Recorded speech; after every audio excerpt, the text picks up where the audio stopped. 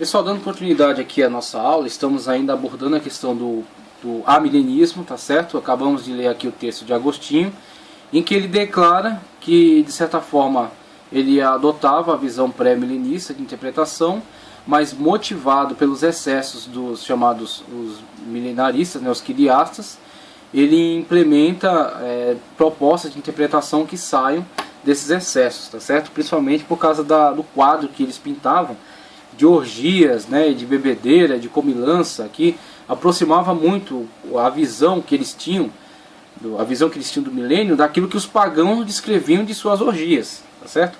Então o que acontece, na verdade, esses movimentos, eles não são estranhos à igreja da atualidade, porque vemos dentro dos movimentos neopentecostais uma séria aproximação com pontos de vista defendido dentro de outros meios da sociedade que se diferenciam muito do que é a Igreja de Cristo, tá certo? Então essa predominância do bem material, essa predominância do prazer humano, né, do prazer da carne, no sentido de o homem ser sempre vitorioso, o homem ter sempre estar sempre por cima, o homem nunca ter problemas, nunca ter doença, a questão do pessoas que buscam glória, que buscam honra para si. Na verdade, é muito daquilo que Paulo criticou, né, sobre pessoas que amam o presente século. Por exemplo, quando ele fala aquele companheiro que amando o presente século o deixou, Demas, né, fala de Demas. Então Paulo fala daqueles que pregam na verdade, mas pregam por inveja, né? Ele critica muitas das pessoas que cuidam daquilo que é seu, mas não daquilo que é do Senhor. Aqueles que buscando, andando atrás de riqueza, atravessam assim com muitas dores. Então Paulo critica muito pesadamente esse ramo que se desenvolvia dentro do cristianismo e que não tinha nada a ver com o Evangelho. Não tinha nada a ver com o Evangelho. E o que acontece? Isso não é estranho à nossa época. Acerca dessas pessoas que distorcem as visões bíblicas e implementam dentro da Bíblia aquilo que ela não propõe. Tá certo? Então, dentro dos neopentecostais, infelizmente, temos visto surgir muito disso.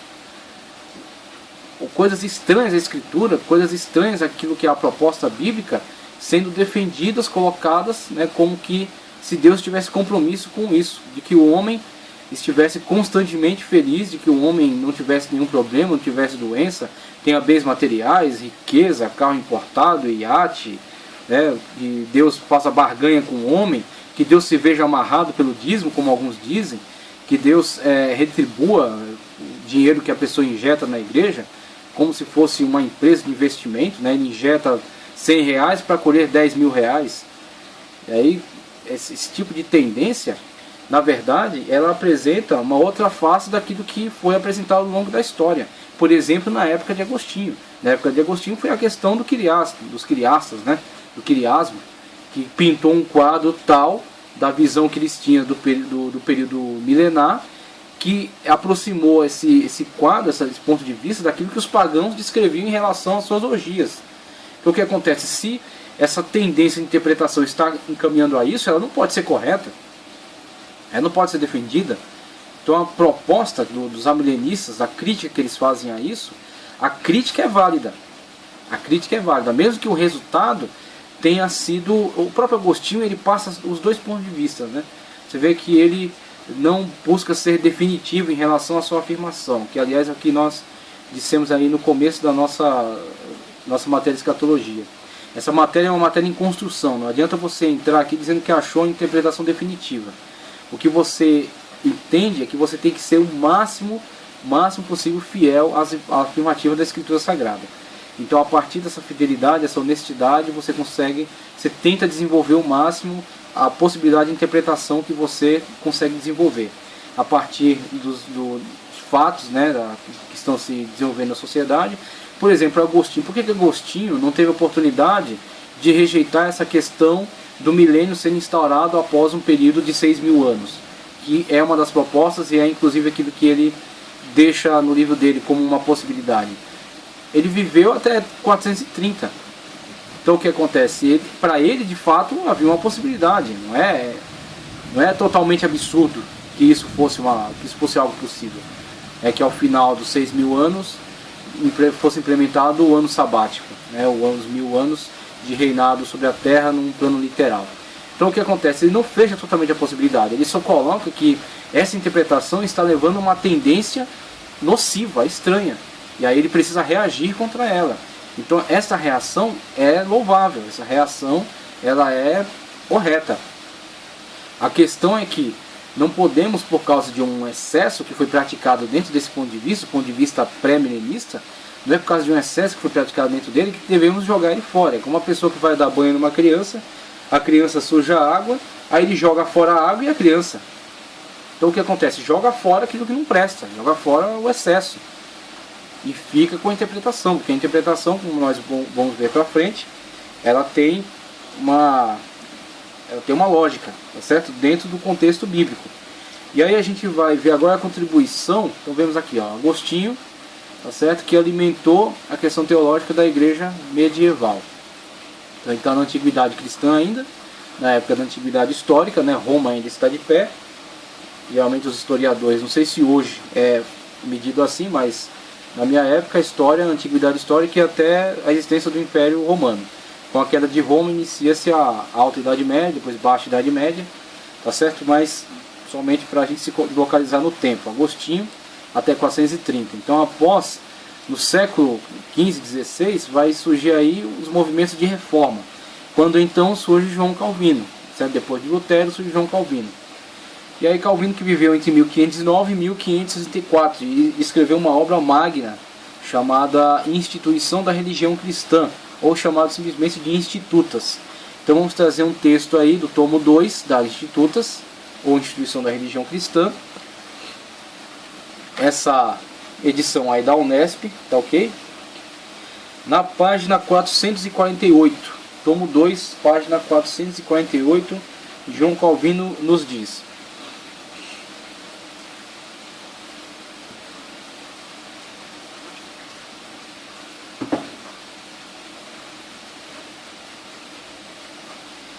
mas, a fim de que essa crassa ignorância, ele já entra logo com os dois pés, né? Mas, a fim de que essa crassa ignorância não lhe sirva de desculpa, eles sempre tiveram diante dos olhos, pelo próprio instinto da natureza, alguma imagem de ressurreição.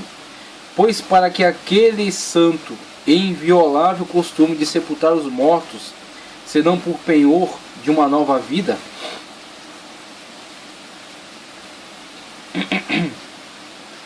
e não se pode dizer que isso nasceu de um erro, uma vez que a prática da sepultura vigeu entre os santos patriarcas desde sempre. E Deus quis que este mesmo costume se mantivesse entre os gentios. É interessante o desenvolvimento do argumento, buscando até questões, vamos colocar assim, antropológicas, né? Questões antropológicas. A prática de sepultar mortos. Pode ser algo meio besta para a gente, mas nem todos os povos têm a prática de sepultar mortos. Por exemplo, os vikings incineram os mortos. Outros povos, por exemplo, eu li certa vez que na Samarcândia eles tinham uma torre onde eles colocavam os mortos eram devorados pelas aves de rapina. Então temos diversas práticas com relação aos mortos. Os egípcios mumificavam. Então a mumificação que os egípcios praticavam em vista da vida além túmulo, da vida na eternidade. Do modo deles, né? Eles entendiam que o corpo necessitasse, a alma necessitasse daquele corpo para que pudesse existir no outro mundo. Inclusive, as magníficas obras chamadas pirâmides, que foram construídas ao longo de décadas de séculos, né? E que estão durando aí por milênios, elas são grandes túmulos. Tudo aquilo são grandes túmulos, onde o imperador, sua esposa, sacerdote, a pessoa que foi mumificada, terá a oportunidade de viver no além.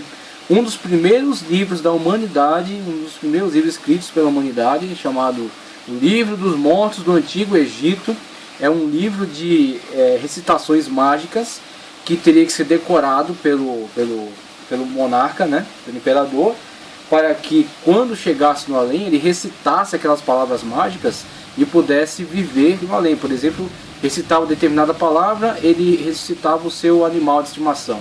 Recitava determinada palavra e se transportava daquele mundo para esse. Recitava determinada palavra, ele era autorizado a entrar no mundo da eternidade. Então o livro dos mortos do Antigo Egito foi escrito visando a vida do além. do além-túmulo. Então ele busca aí esses referenciais, vamos colocar assim, históricos, antropológicos, essa prática da sociedade como uma demonstração de que isso está incutido na mente. Está incutido na mente de todo ser humano, essa questão da eternidade. A eternidade é algo que é compartilhado por todos nós. E Deus quis que este mesmo costume se mantivesse entre os gentios, para que, oferecida a imagem da ressurreição, despertassem de seu torpor. E embora esta cerimônia lhes tenha carecido de proveito, para nós, no entanto, é útil, se considerarmos prudentemente a sua finalidade. Porque não é uma refutação leviana de sua incredulidade que todos tenham professado ao mesmo tempo algo que em nenhum deles acreditava. Então mesmo aqueles incrédulos que rejeitam as afirmativas bíblicas, eles têm a prática. Então de certa forma eles se contradizem nessa relevância que dão ao corpo. Quando enterram o corpo, quando preservam o corpo. Tá certo? Quando honram o corpo mesmo de uma pessoa morta. Aí João Calvino diz, o que está na base desse comportamento? Na sua origem, na sua raiz? É a questão da eternidade. De que haverá uma ressurreição. Por que guardar o corpo? Porque terá uma ressurreição. Por que colocar num caixão? Por que não joga na terra, né? Joga no mar? Porque há a crença numa ressurreição. Futuramente esse corpo se levantará, né, para estar juntamente com o Senhor. Tá ok? Então ele usa aí esse instrumento. Continuando, porque não é uma refutação leviana, já lemos. Satanás, por sua vez, não somente entorpeceu o intelecto dos homens, para que juntamente com os corpos enterrassem a memória da ressurreição, mas também tentou com várias ficções, e aí começa a terceira crítica, né? É uma ficção, ele diz, corromper essa doutrina para que ao fim se extinguisse. Então há a produção de uma ficção, tá certo, que vai ridicularizar a doutrina, que por fim será abandonada. O mito aqui que já no tempo de Paulo, Satanás começou a enfraquecê-la. Mas pouco depois surgiram os quiliastas. Ele abre o verbo mesmo. Mas pouco depois surgiram os quiliastas, que limitaram o reino de Cristo ao término de 1000 anos. Então veja aqui que quando Agostinho, ele de certa forma assente, né, que é uma possibilidade, a questão da proposta quiliasta ter algum sentido. Que proposta? A questão de que terminados 6.000 anos, conforme a contagem que eles estabeleceram, os parâmetros que eles estabeleceram, terminados os 6.000 anos, haverá o ano sabático chamado milênio, ou Quilias, né? De onde veio o nome Quiliastas, aqueles que afirmam o Quilias, os 1000 anos literal. Então ele coloca aqui Agostinho, que está antes disso, 430. 430 ele morre e não é possível ele constatar o cumprimento ou não disso. E aí João Calvino, veja, 1509. Do 1509 a 1564, ele está depois. Então, passados 500 anos do marco do ano 1000, João Calvino pode dizer, aquilo é uma ficção. Por quê? Porque não aconteceu. Simplesmente não foi estabelecido o reino da forma como os quiliastas afirmavam no tempo de Agostinho. Ok? Então o que acontece? A falha não é no sistema inteiro pré-milenista, em todas as afirmações. A falha é neste ramo de interpretação. É o mesmo reiterado erro que até hoje é cometido. Os malditos cálculos que eles implementam para tentar deduzir as coisas acerca dos mistérios de Deus. Não adianta tentar deduzir os mistérios de Deus por meio de cálculo, de raciocínios humanos. Se o Senhor Jesus disse que nem ele, nem os anjos, nem ninguém senão o Pai sabe, só o Pai sabe. E aí, claro, não estamos aqui entrando no mérito da questão de Cristo estar hoje assentado à destra de Deus. Naquela época ele estava dentro da condição humana, tá certo? Então ele encarnou, ele entrou para a condição humana. Depois ascendeu aos céus num corpo glorioso, está assentado à destra de Deus. Então hoje é uma outra situação, ele está numa outra situação. Mas naquela época ele estava dentro das limitações de um ser humano. Ou ele não seria um ser humano. Se não fosse limitado, dentro de algumas limitações físicas, corporais, ele não seria um ser humano. Então ele estava como um ser humano. Ele era 100% homem e 100% Deus. Tá certo? Então dentro dessa condição, ele pôde afirmar sem mentir. Porque a mentira nunca esteve na sua boca. Só o Pai sabe. Hoje é outra questão, mas naquela época só o Pai sabe. E isso é que fica para nós. Não adianta esse tipo de implementação de cálculos, nem de teorias, nem de nada disso, nada disso vai dar certo, vai funcionar. Tem que se limitar dentro daquilo que Deus revelou, tá certo? Então o Calvino critica o quê? Essa proposta deles falhou. Então se essa proposta falhou, era uma ficção. E se era uma ficção, eles não têm autoridade. Eles não podem falar acerca disso. Agora é aquilo que eu falei. A criança suja a água, você joga a água fora, não a criança. Então ele quer jogar tudo fora. Sujou, vai, não presta mais. Não adianta adotar esse tipo de interpretação.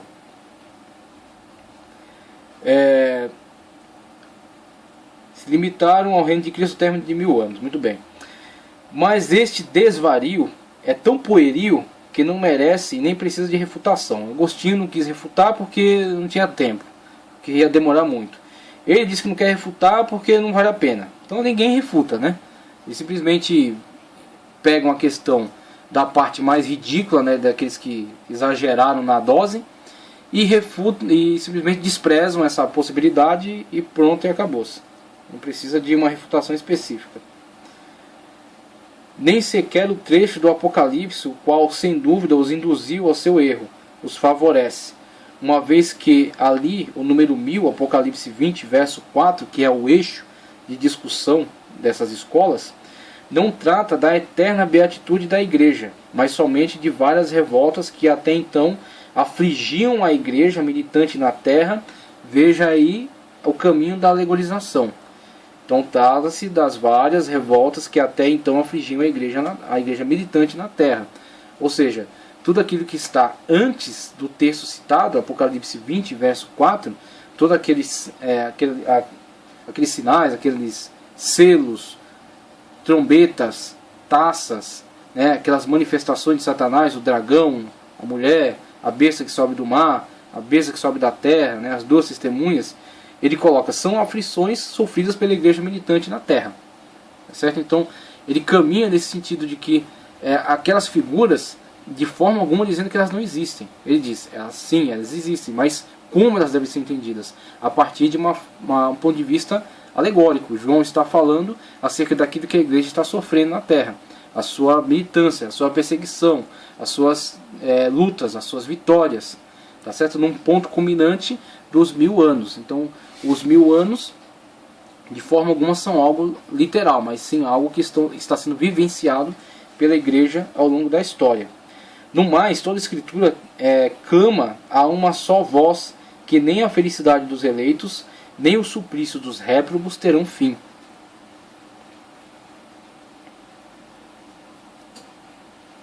Além disso, de todas as coisas que se escapam ao nosso olhar e que ultrapassam a capacidade do nosso intelecto, ou a fé deve ser buscada a partir dos oráculos seguros de Deus, ou rechaçada. Então, uma das questões que ele levanta, a crítica, é em relação a essa questão cronológica. Começa aqui, passa 1000 anos e termina aqui. Ele fala, a beatitude dos santos não tem limite, não tem fim. Então ele atenta também contra essa questão, a questão cronológica estabelecida, né? Inclusive, da forma como foi posta pelos quiliastas, claro que teria que ser criticada mesmo, né? A questão da abordagem lá dos 6.000 anos e após os 6 o ano sabático de 1000 anos cronológicos. É óbvio que tem que ser criticada, uma vez que se mostrou falsa, certo? Não ocorreu. Os que assinam aos filhos de Deus, 1000 anos para que usufruam da herança da vida futura, não se dão conta de quão grande afronta fazem a Cristo e a seu reino. Pois se não serão revestidos de imortalidade, segue-se que tão pouco o próprio Cristo, cuja glória hão de ser transformados. Em cuja glória hão de ser transformados, tá certo? Em cuja glória hão de ser transformados. Deixa eu localizar aqui de novo. Perdão. Nem tão pouco o próprio Cristo, em cuja glória hão de ser transformados, foi recebido na glória mortal. Se a bem-aventurança deles há de ter um fim qualquer, segue-se que o reino de Cristo, em sua solidez, em cuja solidez aquela se apoia, é temporário. Finalmente, ou são ignorantíssimos de todas as coisas divinas, ou com oblíqua malignidade, pretende desfazer totalmente da graça de Deus e a virtude de Cristo, cujo cumprimento não pode chegar a efeito sem que, destruído o pecado e aniquilada a morte, a vida eterna se instaure plenamente. Então veja aqui, a partir dessa abordagem de Calvino, né, seguindo também uma das interpretações de Agostinho, que Agostinho também não foi assim tão ferrenho com relação a esse amilenismo. Ele deixa uma pequena fresta aberta aí, uma possibilidade criasta. Mas Agostinho, Calvino já joga o negócio no lixo mesmo. Fala que o negócio não presta, é uma ficção. Então o que acontece? A partir desse ponto de vista, vemos a crítica da questão da interpretação alegórica, a questão dos excessos, da ficção, como ele chama, e a questão cronológica. E nessa crítica que ele faz à questão cronológica, ele fala, essa questão de viver fisicamente dentro do milênio é algo que, na verdade, é algo que desprivilegia a afirmativa bíblica da ressurreição e da imortalidade. Ele fala, se viveram fisicamente é porque não são imortais. E se ressuscitaram e vivem fisicamente no milênio e não são imortais, Cristo também não é imortal. Se essa proposta criaça do 1000 ano cronológico é uma proposta que tem começo e fim, logo a beatitude dos santos tem começo e fim. Então se tem um começo e tem um fim, não é eterna. Então ele implementa essa crítica dizendo que essa proposta criasta, na verdade, é uma proposta ficciosa, é uma proposta de ficção, né? E é uma proposta extremamente limitada, de 1000 anos físico e temporário, né? Que tem começo e fim. E aí ele coloca a questão amilenista, na forma como ele desenvolve, como que uma proposta mostrando que, na verdade, o reino de Cristo na Terra, o reino de Cristo é eterno, o reino de Cristo não terá fim e será com criaturas espirituais, com criaturas glorificadas. Será com criaturas glorificadas, num corpo glorioso e vivendo eternamente.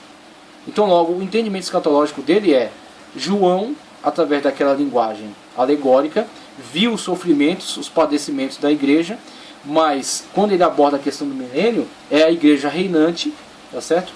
É a igreja que paulatinamente está estabelecendo o seu poder, está estabelecendo o poder de Cristo, está estabelecendo a sua influência através do poder de Cristo, e ao final não teremos um período cronológico, não teremos um período de reino físico, teremos sim o estabelecimento do reino eterno de Cristo.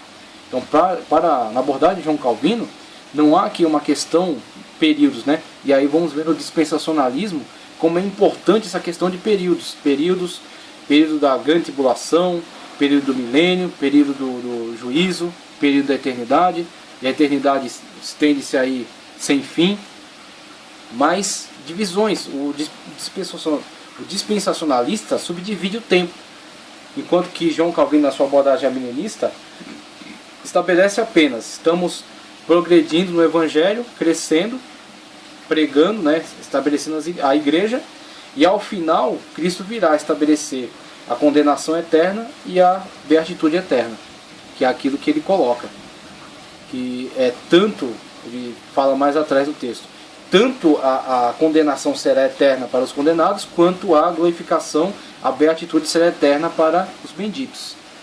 Então ele não visualiza essas subdivisões, ele simplesmente alegoriza todas essas interpretações, esses símbolos, essas imagens do Apocalipse, são alegorias daquilo que a igreja já vivencia, tá certo? E ao final teremos o estabelecimento dos reinos eternos. De forma alguma um reino cronológico e um reino limitado. Agora, quais são os problemas? Quando o pré-milenista aborda, o pré-tribulacionista, pré-milenista aborda essa questão dos 1000 anos, ele identifica dois povos. Identifica a igreja num corpo glorioso, reinando com Cristo na terra, e identifica uma raça humana presente ainda, que resta do período do Armagedon, tá certo? Da grande guerra, que resta desse período ainda, depois de o cerco a Israel e a vinda de Cristo para libertar Israel desse cerco tirânico de Satanás, esse cerco tirânico do anticristo, tá certo? Então, quando Israel é liberto e aquele povo é entregue à matança, né? Condenados e são mortos, e temos aquela abordagem profética das aves do céu, dos animais do campo que são convidados a um banquete. e seus corpos são entregues a serem devorados pelas feras, passado isso, o pré-milenista, pré-tribulacionista entende, estabelece um reino na terra. É feito um juízo, um pequeno juízo, não um juízo final, um juízo que separa, como no Evangelho Cristo diz, as ovelhas dos bodes. Então esse juízo entre as ovelhas e os bodes são quem? São exatamente um juízo estabelecido para a entrada no milênio. Quem entra no milênio? Cristo e a igreja glorificada, que são eternos, que é exatamente a abordagem de João Calvino. Como que a beatitude dos santos pode ser limitada? Não é limitada. A beatitude dos santos está sendo vivenciada através de Cristo e da igreja que foi arrebatada, que é glorificada, que não tem fim, é eterna. Certo? Aliás, é infinita, eterna é Deus, né? É infinita. Mas o povo, a raça humana que estava presente ali, ela é finita ainda, mas será infinita após glorificada, após ser glorificada ao final do milênio. Tá ok? Então o que acontece? A abordagem, você vê, a abordagem milenista, como foi falado no começo, é mais simples. Ela não visualiza essas subdivisões.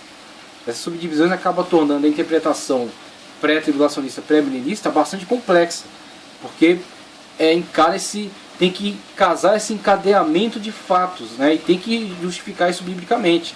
Não adianta ficar fazendo imaginações e criar bons sistemas que não se fundamentam na Bíblia.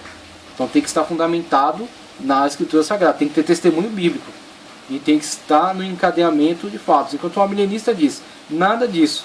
Isso aqui é acerca do histórico da igreja militante. Essas perseguições são as perseguições da igreja. Este milênio é o crescimento da igreja. E ao final, parousia, juízo eterno para os condenados, beatitude eterna para os santos. Pronto, e acabou-se. Então essas são as abordagens, primeiramente de Agostinho, depois de João Calvino. Com Agostinho ainda temos aí uma possibilidade real de defesa tanto do amilenismo quanto do pós-milenismo. Mas com Calvino temos amilenismo e ponto final. Tá ok? E aí, seguindo, a gente vai começar a ver pós-milenismo aqui. Só quero fazer uma leitura, finalizando aqui o panorama geral do amilenismo. Como já vimos, o amilenismo tem alguns pontos de vista em comum com o pós-milenismo. Em um deles é o que diz respeito à segunda vinda de Cristo. De acordo com esse esquema, a segunda vinda de Cristo é para inaugurar a era final e o estado final, tanto para os crentes como para os ímpios. Nesse caso, a segunda vinda de Cristo será imediatamente seguida pela ressurreição dos mortos, o julgamento de toda a humanidade e, por fim, o destino final dos justos e dos injustos. Sendo assim, não haverá nenhum período intermediário entre as duas ressurreições, como pensa o pré-milenista, período intermediário entre as duas ressurreições. Tá? Muito menos qualquer reino terrestre pessoal de Cristo, e nenhum milênio cronológico de 1000 anos contados. A vinda de Cristo, a ressurreição dos justos e dos injustos serão eventos que se sucederão em sequência rápida, sem nenhum período de tempo intermediário que possa ser observado. Então está aqui, essa é a abordagem amilenista. Tá certo? Mais um trecho aqui que é também interessante. Com respeito às profecias, o esquema amilenista entende que elas são menos literais do que o que se pensa a maioria dos pré-milenistas. E novamente ressalto aqui, ele dizer que elas não são tão literais, não é dizer que elas não são canônicas, não é dizer que elas não são reais, tá certo? É dizer que elas são alegóricas e é dizer que elas se cumprem num plano espiritual. E aí o plano espiritual jamais deve ser encarado como um plano imaginário. Uma coisa é imaginária. Imaginário, por exemplo, é uma ficção que qualquer um pode criar, escrever um livro sobre ela e ganhar muito dinheiro com ela. E ela não ser real e nunca ter sido real e talvez nunca se realizar. Como Nárnia, Senhor dos Anéis, o Pato Donald, isso são coisas imaginárias, tá certo? Alguém imaginou isso, vendeu e ganhou muito dinheiro com isso. Agora a outra coisa são coisas espirituais. Coisas espirituais pertencem a uma realidade que é sobrenatural. A realidade natural é a realidade humana, a realidade do homem, das coisas palpáveis, as coisas concretas. Agora as coisas espirituais são as coisas que são reais, mas não são, mas estão sobre a realidade, estão além da realidade humana. Certo? São do mundo de Deus, são do mundo espiritual. São reais, estão presentes aqui, estão interagindo conosco, mas não são limitados como a nossa realidade. Estamos limitados ao tempo e ao espaço. E a realidade de Deus está acima de tudo isso, tá certo? Então o que acontece? São alegóricas nesse sentido, são espirituais nesse sentido, tá? Sendo assim, as profecias não serão cumpridas num período terrestre de 1000 anos exatos. A tendência na interpretação das profecias é voltada para a ideia de que elas se cumprem dentro do período da história da igreja. Em alguns casos, as profecias teriam cumprimento na terra restaurada ou renovada. Aí eles já pulam de período da igreja para novos céus e nova terra. Então eles nem passam por essa questão do milênio cronológico. O milênio está sendo vivenciado ao longo do tempo da igreja militante. Por isso que o caminho natural dos pós-milenistas, quando vem o seu ponto de vista não podendo mais ser sustentado, o caminho natural do pós-milenista é o amilenismo. Dificilmente, vamos colocar aqui somente como uma forma, somente como uma brincadeira, é difícil um pós-milenista se converter para o pré-milenismo. É só uma brincadeira. Não é questão nem de conversão, não, porque eles não estão fora da salvação, tá? São somente abordagens diferentes. Mas é muito difícil um pós-milenista se converter para um pré-milenismo. Geralmente ele se decepciona com o pós-milenismo em algum momento, não consegue mais sustentar esse ponto de vista, aí ele vai para o amilenismo. O amilenismo é uma igreja irmã, uma igreja vizinha, né? Uma dissidência próxima. Então esse movimento é natural. O pós-milenista acaba tornando-se um amilenista. Finalizando a questão da abordagem amilenista, uns entendem que a pregação do Evangelho não terá muito sucesso quanto ao futuro. Muito pelo contrário, o amor de muitos cristãos se esfriará. O mundo irá de mal a pior, e por se multiplicar a iniquidade, o amor de muitos se esfriará. Mateus 24:12. Outros creem na possibilidade de uma conversão em escala mundial no futuro, e finalmente o reino de Cristo chegará ao seu total domínio entre os homens. Finalmente o Evangelho conquistará a humanidade, mas outros infelizmente duvidam desse sucesso do Evangelho. Um outro ponto congruente com o pré-milenismo é a volta iminente de Cristo. É claro que essa volta iminente de Cristo é vista por alguns amilenistas como sendo algo virtual. E aí já é um excesso, né, na alegorização. Isso contraria completamente a ideia pós-milenista, que afirma que Cristo só voltará após a total conquista do Evangelho. Então, a gente vai entrar agora na escola pós-milenista, tá certo? Aqui vimos alguma aproximação de alguns indivíduos da escola milenista, uns de visão pessimista que acabam se aproximando do pré-milenismo, que tem uma visão pessimista também em relação à história humana, tá certo? Mas de forma alguma eles encaram aquelas subdivisões de forma literal, e de forma alguma encaram o milênio de forma literal. São alegóricos. Agora outros, com certeza alguns pós-milenistas que entraram por amilenismo, têm uma visão um pouco mais otimista, dizendo que o Evangelho na verdade conquistará o mundo. Mas essa visão ela é típica do pós-milenismo. Essa visão de que o Evangelho é a igreja reinante, está estabelecendo o milênio, está construindo o reino milenial, e que brevemente Cristo virá para fincar a bandeira do milênio, né, e inaugurar o reino. Então adentramos agora ao ponto de vista pós-milenista. Deixa eu só retornar aqui na visão amilenista rapidamente. Vemos aqui nesse quadro, esse quadro aqui ele explica tudo.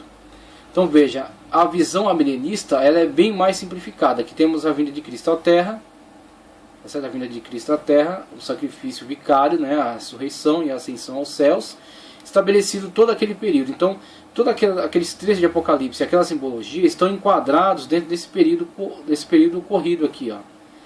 Então, ao longo desse período aqui da igreja militante sobre a Terra, temos as perseguições, temos as manifestações diversas do Apocalipse, os selos, as taças, as trombetas, né, que são anunciadas em Apocalipse, os seres, né, que têm atacado os santos. Então tudo isso está enquadrado nesse grande período aqui.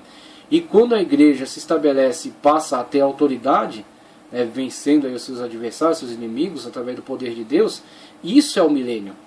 O milênio é a igreja militante e reinante, no sentido de estar conseguindo estabelecer sua influência, e Satanás ter sido amarrado, e Satanás não ter poder sobre os santos. Então, por exemplo, a questão de Satanás estar amarrado é aquilo que eles argumentam dizendo que Satanás não tem poder sobre os santos. Então, pode até ter poder sobre os ímpios, mas não sobre os santos. Então, em relação a nós, ele está amarrado. Está amarrado no sentido de estar bloqueado o seu poder sobre aqueles que são libertos da sua ação por Cristo Jesus. Aquilo que Agostinho usou de analogia, que o valente, para entrar e saquear os bens do valente, tem que amarrá-lo. E aí ele fala, isso aqui na verdade é uma analogia com aquilo que vai aparecer em Apocalipse, do anjo que tinha a chave do abismo. E amarrou o dragão, né, e o prendeu por 1000 anos. E aí ele coloca, os 1000 anos são o período no qual a igreja está atuando na terra sem poder sofrer influência direta do diabo, de Satanás. O arminianista também caminha por esse ponto de vista. E aí, qual o próximo evento para o arminianismo? A segunda vinda de Cristo, que é a parousia, e o juízo final, estabelecimento da eternidade para a eternidade para os santos, a eternidade de gozo e de glória para os santos, e o juízo para os condenados, tá certo? Então, esse é o ponto de vista arminianista. Aí, dando sequência, vamos ver lá a questão dos pós-milenistas, que é uma escola próxima deles. Por isso é interessante que nós analisemos logo em sequência.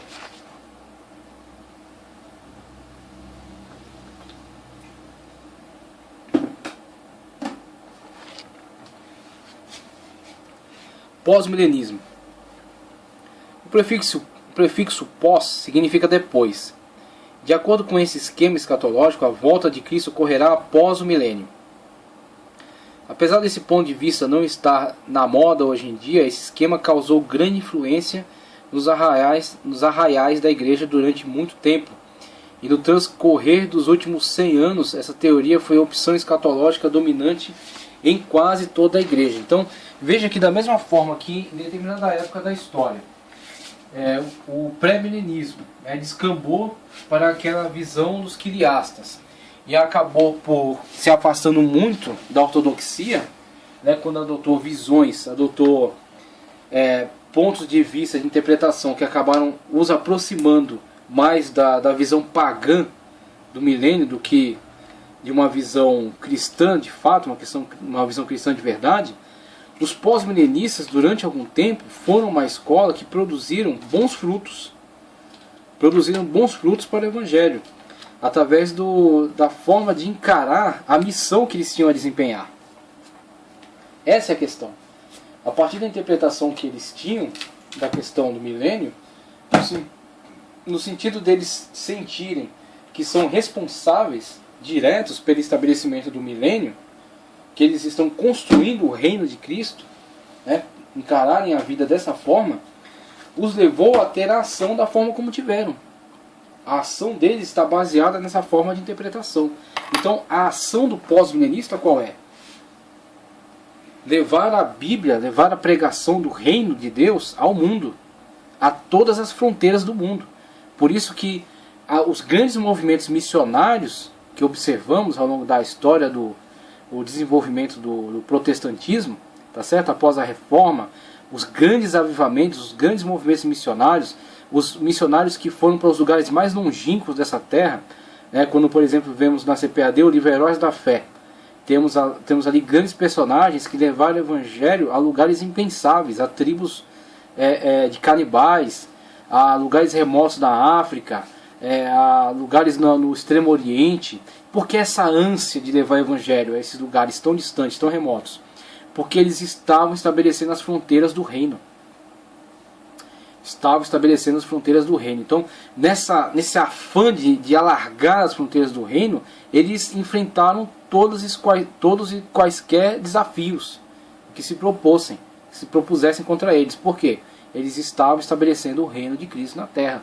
Após o trabalho de estabelecer o reino de Cristo, Cristo viria inaugurar o reino milenial, tá certo?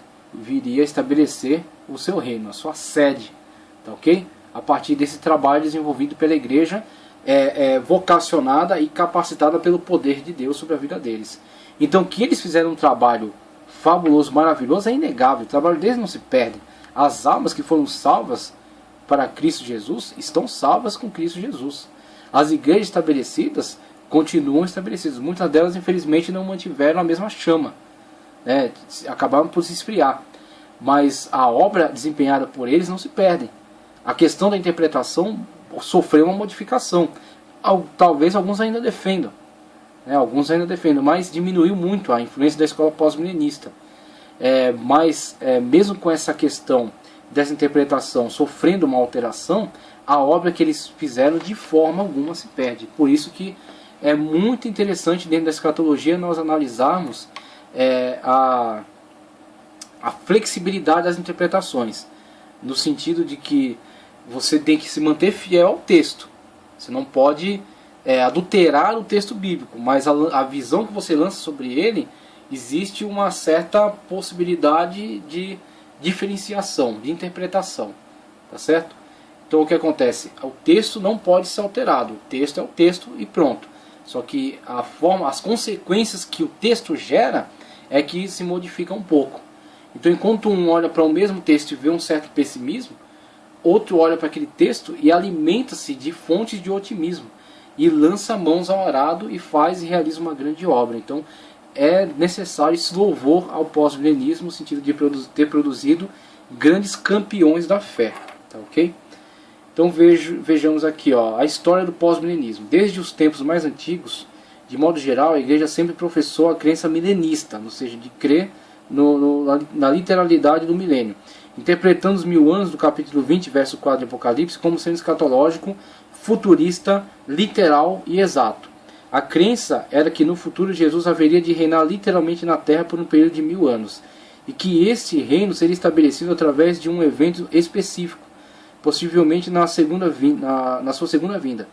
Essa forma de crença resultou o que passou a ser chamado de quiliasmo, uma ideia altamente imaginativa do período de 1000 anos na Terra. Em alguns casos o quiliasmo era visto de forma bastante física e literal, na maneira de entender a felicidade telúrica dos cristãos.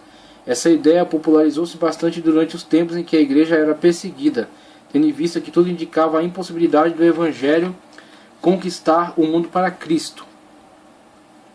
A ideia era que para a igreja dar uma guinada nas circunstâncias adversas e se tornar vitoriosa, se fazia necessário uma intervenção divina de forma catastrófica, preternatural e dramática no transcorrer da história.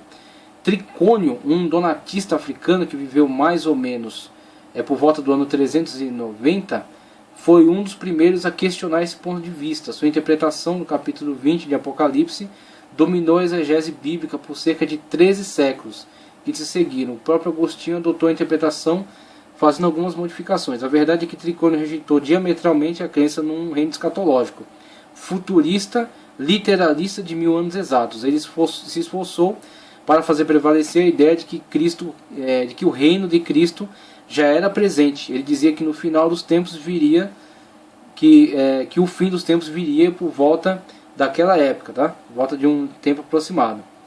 Pelo fato de não sabermos exatamente a data de sua morte, não sabemos se ele sobreviveu ao ano 380, e nem o que aconteceu com a sua doutrina ao tornar no verdadeiro fiasco. Para ele, o milênio era uma realidade presente, caso Cristo voltasse naquela época, para aqueles dias. Então o milênio seria um período que antecedeu esse ano. O período do milênio era uma época triunfante dos santos sobre o pecado. Ele dizia que a primeira ressurreição descrita em Apocalipse 20 não seria física, corpórea, mas tão somente espiritual. Trata-se do ato de conversão em que o pecador nasce de novo. Segundo ele, o novo nascimento confirmado pelo batismo se constitui na primeira ressurreição.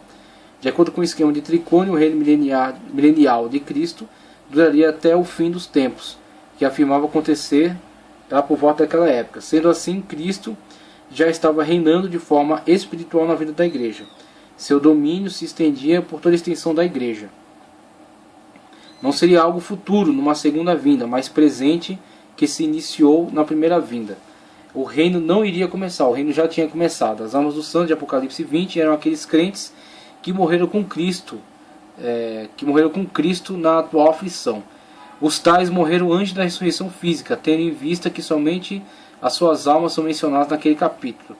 Se os tais tivessem participado do reino físico, certamente teriam corpos físicos. Para ele, o reino milenial de Cristo se estende o reino milenar de Cristo se estende desde o sofrimento de Cristo até a sua parousia, que seria por volta daquela época. Dessa forma, tanto os crentes mortos como os vivos participariam dele. O trono da glória de Cristo é a encarnação. Nesse caso, é o seu corpo físico, tá certo? Que se assenta ao lado direito do Todo-Poderoso para reinar. Os bem-aventurados descritos em Apocalipse 20, verso 6, são aqueles que mantêm o seu batismo, porque assim como a primeira morte nasce o pecado, a primeira ressurreição nasce da remissão do pecado.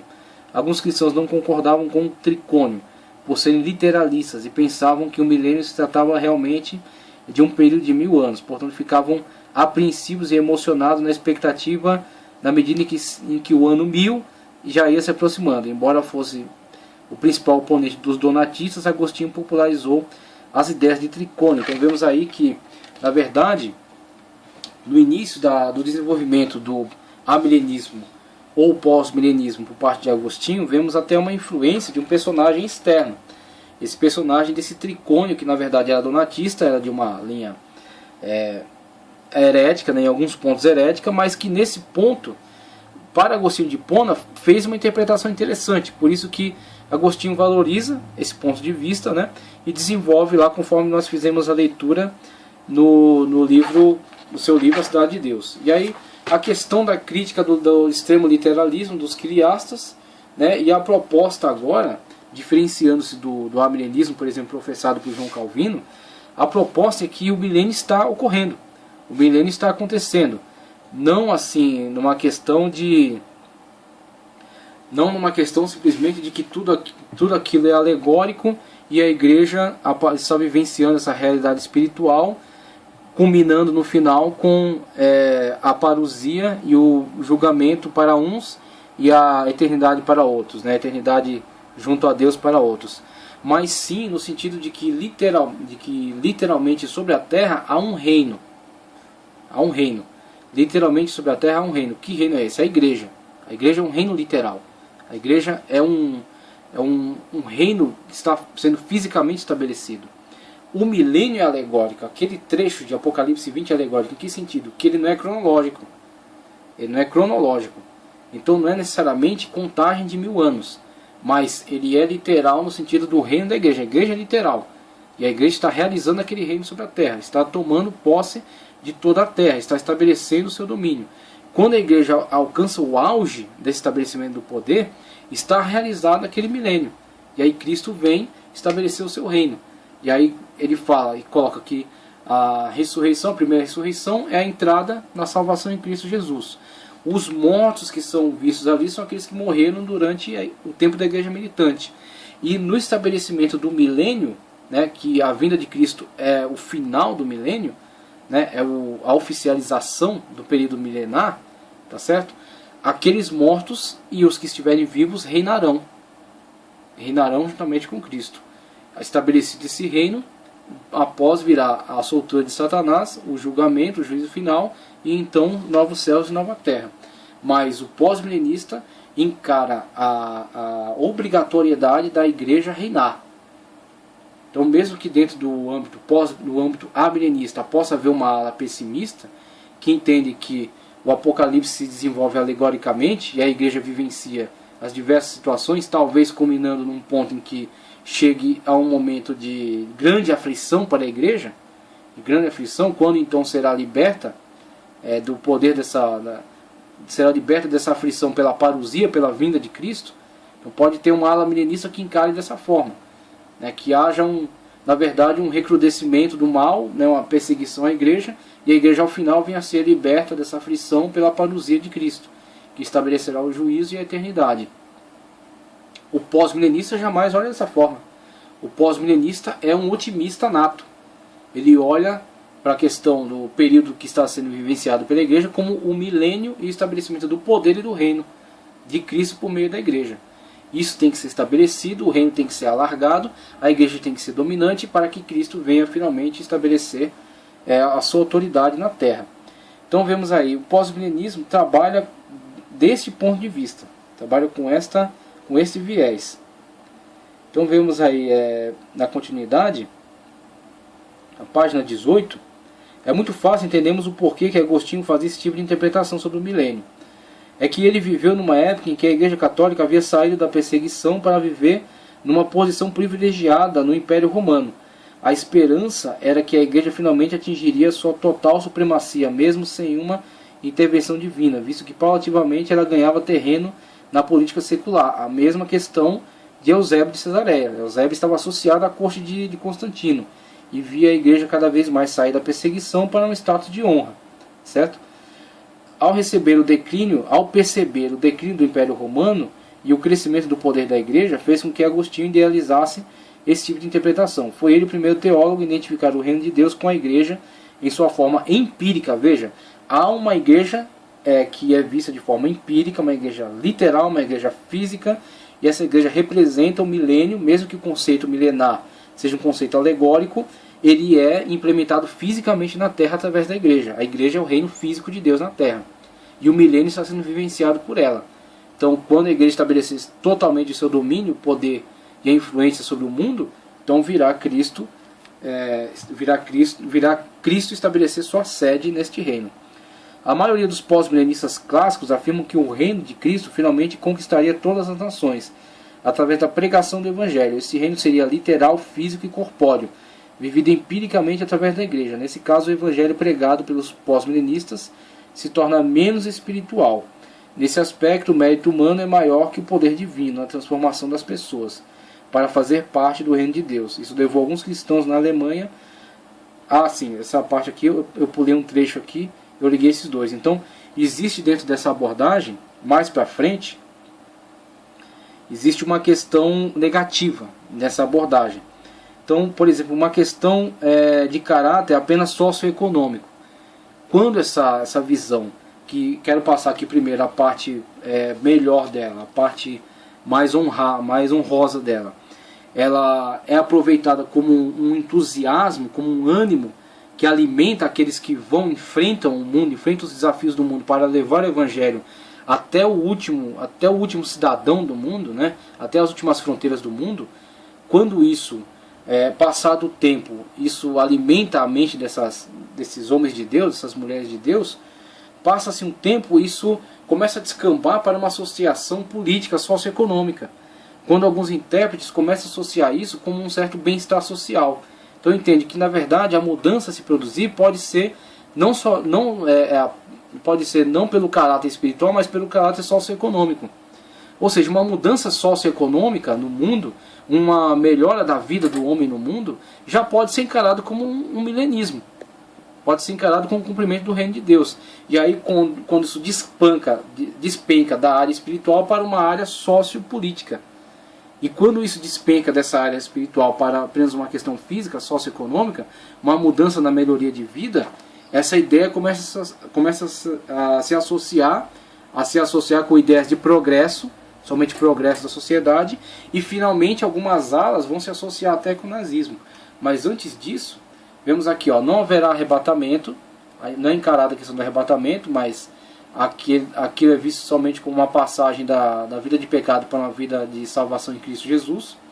Os pós-milenistas dizem que o reino de Deus está sendo estabelecido por meio da pregação, milênio, e que Cristo voltará após esse período, estabelecido o milênio, o reino de Cristo. O Apocalipse é interpretado alegoricamente ou espiritualmente, como gosta de dizer Orígenes, né? Orígenes adora usar esse termo aqui. Com uma intensa guerra entre o bem e o mal. A igreja deve estabelecer o reino milenial por meio da pregação. Os pós-milenistas dizem que Cristo voltará após o reino ser estabelecido. Então, temos aqui o esquema pós-milenista. Então, o tempo da igreja, tá certo? Com a vinda de Cristo à Terra. E o milênio é, na verdade, todo o período de crescimento da igreja. Esse interregno aqui de crescimento e estabelecimento do poder por meio da igreja. Estabelecimento físico desse poder, esse reino físico. O milênio é interpretado alegoricamente, na questão cronológica, mas o reino é físico, está sendo estabelecido pela igreja. E ao final, como temos aqui, a abordagem pós-milenista, ao final temos, após a ascensão da igreja, deu início à propagação, após a ascensão, a igreja deu início à propagação do reino de Deus, milênio. O que é retratado em Apocalipse trata de uma batalha entre o bem e o mal na esfera espiritual. Então aqui é a parte alegórica, né? Os pós-milenistas afirmam que Cristo voltará depois de estabelecido o reino. Voltará depois de estabelecido o reino. É a igreja que estabelece o reino de Cristo na terra. Tá certo? Então temos o esquema pós-milenista, que é um esquema não tão simplificado quanto o amilenista, mas não tão complexo quanto o pré-milenismo. A era presente, tá ok? A era presente, a era do estabelecimento do cristianismo. O mundo ficará melhor, é a visão extremamente otimista do pós-milenista. O evangelho crescerá e avançará. O cristianismo global do mundo, tá certo? 1000 anos não literal. Os 1000 anos são o estabelecimento da igreja no mundo. O reino de Cristo, após o estabelecimento do reino literal por meio da igreja, a vinda de Cristo para sediar este reino. A ressurreição geral de vitoriosos e pecadores, julgamento final. Então o pós-milenista vê o estabelecimento do reino milenial, a vinda de Cristo para sediar esse reino, e após o juízo final, tá certo? Quando então entraremos no estado de eternidade. O pós-milenismo pode ser defendido como uma visão otimista do amilenismo, e foi a última escola a surgir, tendo como desenvolvimento natural a visão pré-milenista quiriasta, né? Tendo como desenvolvimento natural a visão pré-milenista quiriasta da igreja primitiva. A relação ao excesso do quiriasmo com o antimilenismo e o desenvolvimento do amilenismo pela escola alegórica. E finalmente alguns amilenistas apresentam a proposta pós-milenista. Então ela vem de primeiro uma crítica ao quiriasmo, um amilenismo e finalmente, só na época próxima a nós aqui, já uma proposta pós-milenista, que depois vai ser enfraquecida.